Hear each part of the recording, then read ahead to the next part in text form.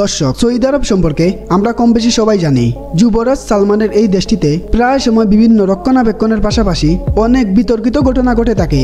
তেমনই অদ্ভুত কাণ্ড হচ্ছে, নারীদের বিয়ের বয়স পাড়ি দিলেও অনেকের বিয়ে হচ্ছে না। শুধু নারীরা তা নয়, দেশটির পুরুষ দেশটির নারীদের বিয়ে করতে আগ্রহ দেখায় না। কি কারণে বা কি উদ্দেশ্যে কেন এই দেশের নারী ও পুরুষরা এরকম করছে তা এই ভিডিওতে জানবেন। সৌদি আইন অনুসারে সৌদি মেয়েদের বিয়ের ক্ষেত্রে ন্যূনতম কোনো বয়সীমা নেই। দেশটিতে 8 থেকে 9 বছরের মেয়েদের বিবাহ সম্বন্ধ আসে।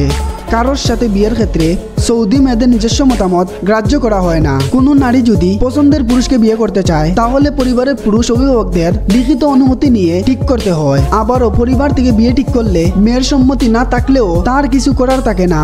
আন্তর্জাতিক তথ্য অনুসারে এখন সৌদি আরবের নারীদের বিদেশিরা বিয়ে করতে পারবে সুযোগ করে দিয়েছে সৌদি আরব সরকার। এমনকি থাকছে রোজগারের সুযোগ। সৌদি সরকার বিদেশিদের বিয়ের ক্ষেত্রে বেশ কিছু শর্ত দিয়েছে।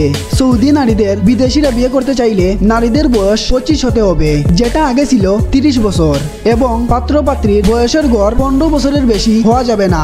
বিদেশি পুরুষ যদি আগে বিবাহ বন্ধনে আবদ্ধ থাকে তাহলে সৌদি নারীকে বিয়ে করতে পারবে না।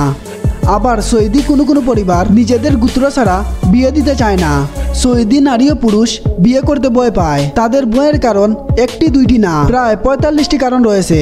সৌদি পুরুষরা সৌদি নারীদের বিয়ে না করার মূল কারণ হলো মহারানার টাকা জোগাড় করতে না পারা। সরকারের নির্ধারিত মোটা অঙ্কের টাকা যুবকদের জন্য বোঝা হয়ে দাঁড়িয়েছে, তাই অনেকে বাধ্য হয়ে বিদেশি নারীদেরকে বিয়ে করে।